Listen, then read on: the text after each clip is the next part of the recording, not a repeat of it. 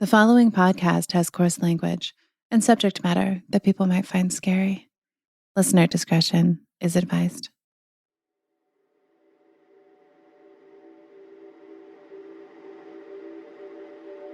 How do we know that death is the end? Throughout millions of years, we've participated in the circle of life and death, contributing to a cyclone of energy. So in theory, our connection to the afterlife can become stronger as we continue to contribute. We can tap in. More and more people have started to recognize that they are empaths, clairvoyant, or just sensitive. In the past, making these claims would have had you burned as a witch, but nowadays you can attend seminars on the matter. It all depends on what you decide is real. And I guess anything can become real if you decide that it is.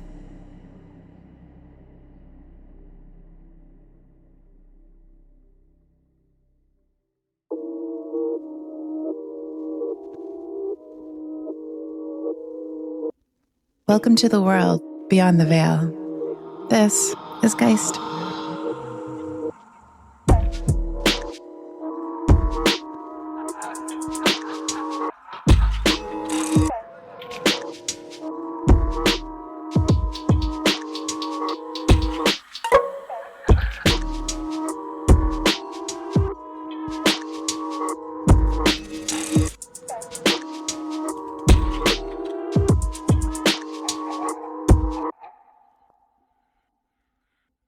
In 1974, Sue and her husband Bob moved into a home, an old doctor's house.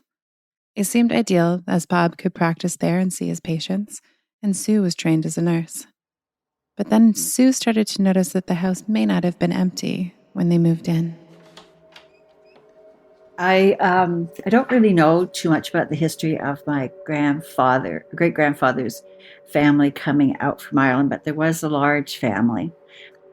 He had 8 children, and my grandmother is psychic as well, and she used to read tea leaves. My mother also was very sensitive to the other side, and my cousin, her sister's daughter, is also very psychic. And I also could do that. I remember knowing things as probably a teenager. I remember knowing something was going to happen. And then it would. And I thought, well, yeah, I expected that. The house was the end 2 units of a row house. It had always been a doctor's home. The office was attached to the main body of the house. It kind of rambled because of the size of it. The old doctor, I guess the last one that lived in the house, some of his old furniture was still in the house, wicker chairs and such. The stairs creaked, and it was just an old house, really. But it was fun. It had some character, and we liked it. So we moved in, and everything was fine, except then things started happening.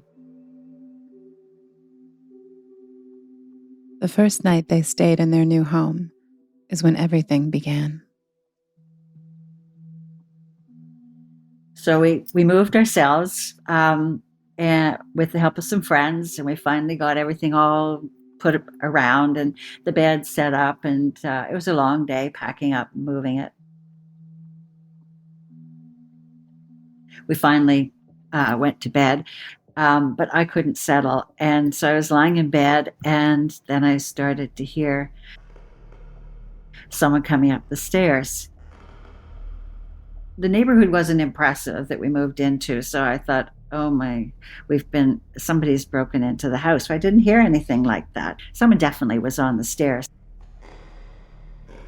Climbed 1 step, 2 step, as you do, and each step creaked, and it creaked, and it creaked.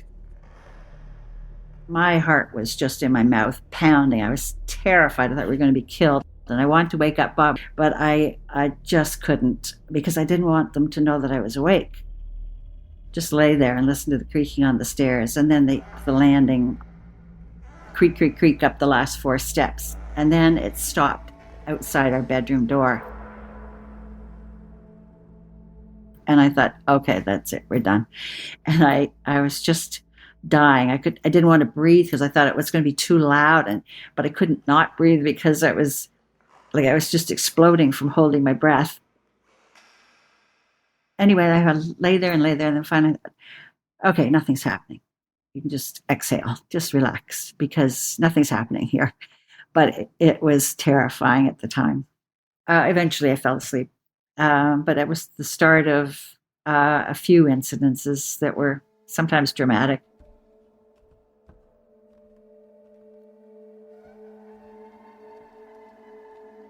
Sue told her husband Bob in the morning about the footsteps that stopped at their bedroom door.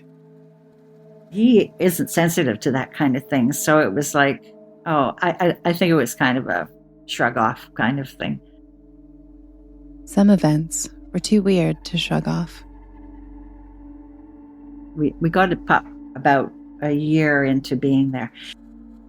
Dogs are supposed to be sensitive to that type of thing and the dog did act strangely now and then. And at the time that the dog was doing that, I wasn't picking anything up, but I don't know, maybe the dog was picking something up.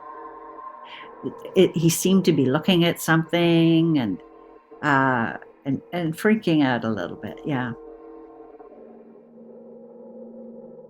The big thing, I think, one of the big things was the dog being let out. Well, we didn't realize the dog had been let out at all.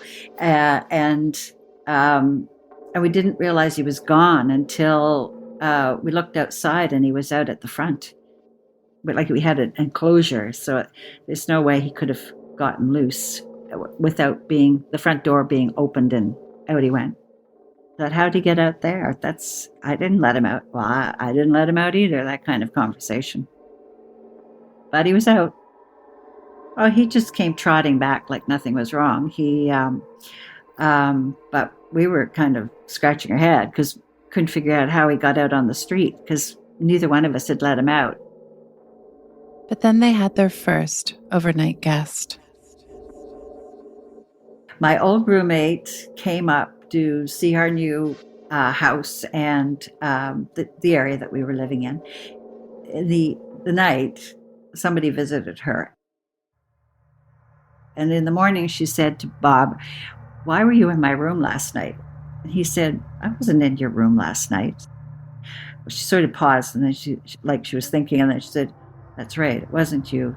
He had on a 3-piece suit, a watch with a chain across the vest, and he had kind of dirty blonde hair. So my husband asked a patient the next day if she recalled what the doc looked like. She described the exact same man that Sandy had seen at the foot of her bed. So that's how we knew who it was then, who was in the house with us. Kind of interesting having a name on it. And it also, then we were looking more closely. We inherited all the books in the library that he had. And there were a lot of medical books, but one in particular had a study of some sort that he had done on obstetrics. So we knew that he was also an obstetrician in his training. As time went on, this was the house's normal. Sue felt the spirit of the doctor was used to her and Bob, and it caused the activity to settle down a little, until they were called out of town to a conference and had house sitters come to stay. Then it unsettled. We booked into a conference about maybe 2 years after we had bought the house.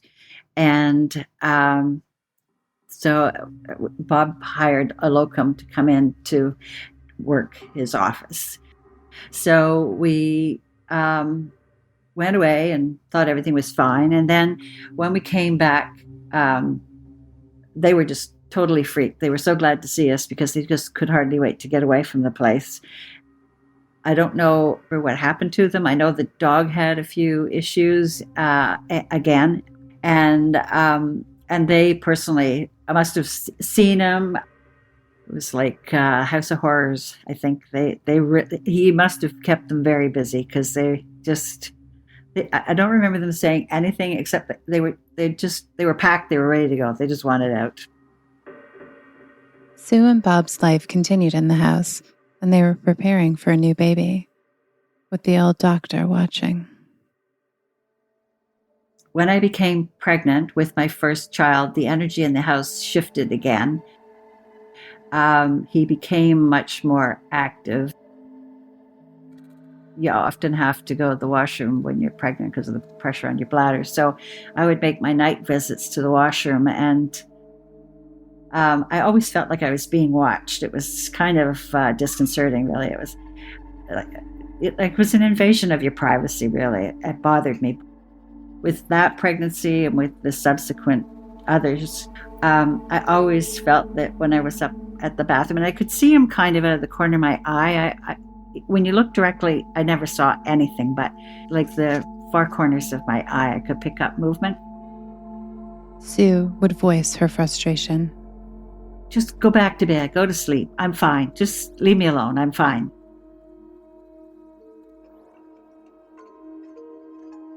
And I could feel that he had left when I said that, which was good, but he was just around, but it always felt like somebody was watching you. And it really did start to get a bit irritating. After years of the old doctor watching from the shadows, Sue had had enough. Well, like I said, I was irritated with always feeling like someone was there. And Bob, of course, was never bothered with it because he wasn't sensitive to that. And it was just on and on and on. And I just got totally frustrated.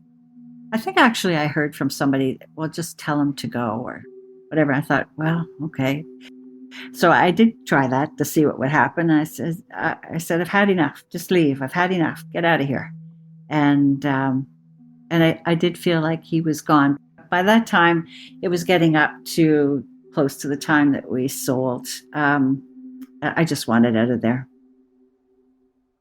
So after years at the house, Sue, Bob, their now 3 kids, and their dog moved out, leaving the old doctor behind.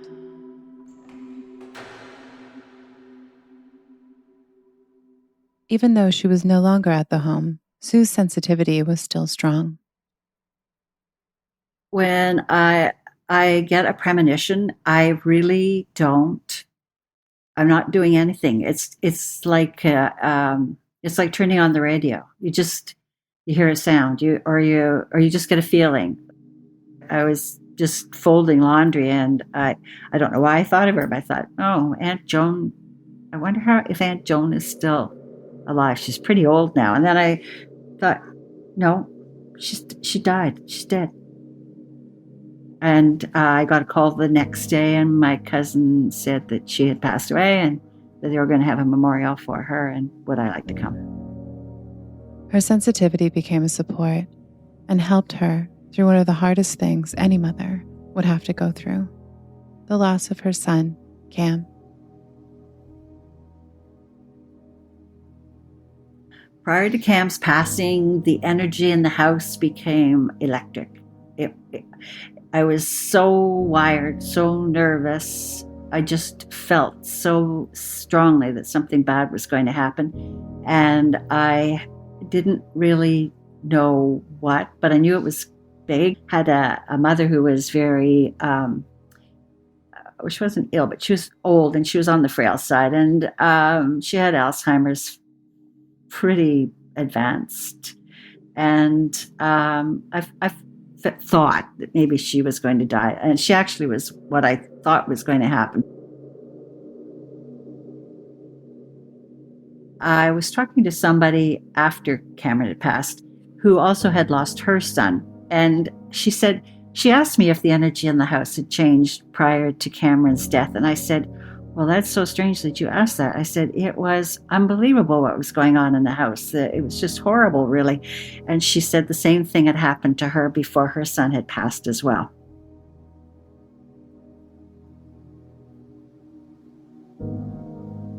When we lost Cam, I wanted to talk to him so badly. So I tried to channel. gathered you had to just sort of sit and just empty your brain, just totally zone out and, I don't know, find space, find something. But you had to not let any external thing bother you while you were trying to do it.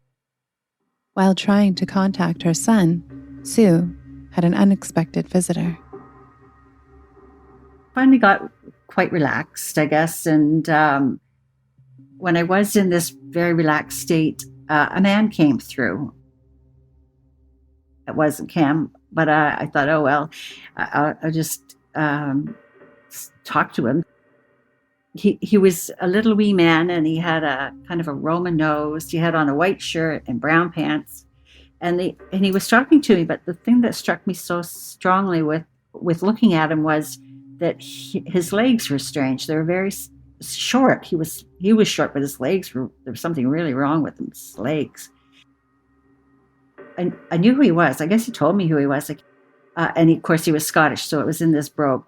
Oh, Jane's a good lass. She means well, you know.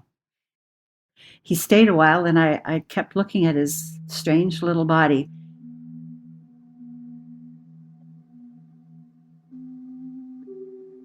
I did tell Jane when I saw her at work the next time I saw her that I had been trying to channel Cam, and her dad came through, and he passed a message to her saying she's a good lass and she means well. So it was a significant thing for him to say, because she needed to hear that. When Sue described Jane's dad, Jane confirmed that a white t-shirt and brown pants was what he often wore. The focus on his legs was because he had rickets, which is a condition of the bones that can cause deformities like bowed legs. And his message, Jane is a good lass, she means well, pertained to the day that he died, a message that only Jane and her father would have understood.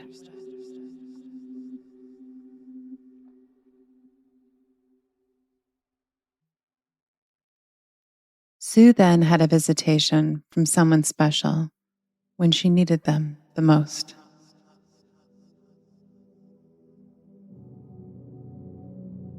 When we lost Cam, I just withdrew. I wasn't eating, and I just withdrew into his room. There was a Chesterfield in there, and I was lying down. While I was lying on the Chesterfield in my son's bedroom, and I felt the warmth of a presence on top of me from head to toe, and also like a hand on my cheek. And when they started to go, and I felt the warmth left, and I said, no, come back, I'm cold. And then I said, I'm cold, come back. And so they put their hand back on my cheek, and that warmth came right down on me again. The thing that was interesting about that was that the presence had heat. That I definitely felt a temperature change when they were there and when they were gone, which was kind of interesting and surprising. So further on that, then I did go to a medium, and I found out that it was my grandmother that had been there. I was with them all the time. So we were very close, my grandparents and I.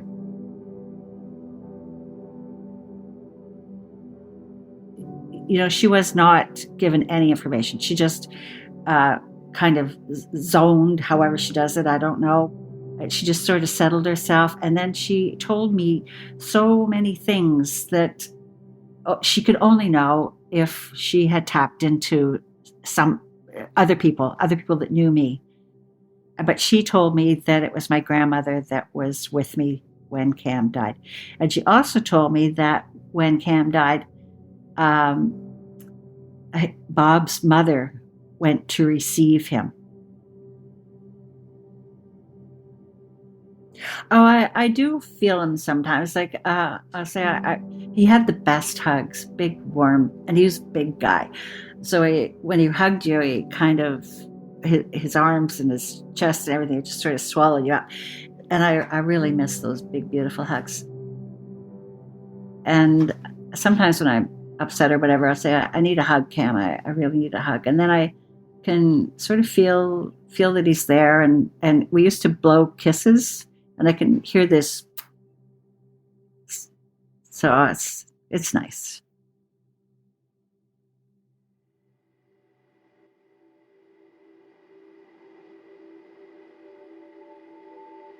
I do definitely strongly believe that there is another side, another dimension. Yes, there's energy. Like I do believe that.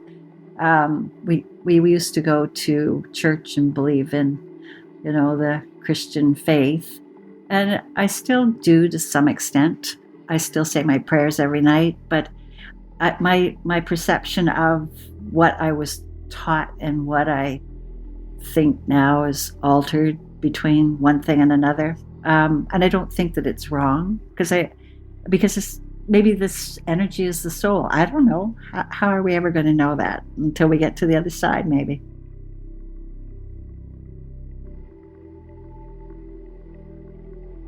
A very special thanks to Sue Pollock for sharing her story. If you have a few minutes, please remember to subscribe and rate Geist on Apple Podcasts. It makes it easier for people to find us.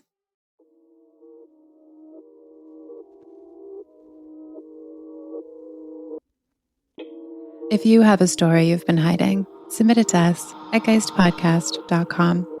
Geist is written and directed by me, Danielle Matar.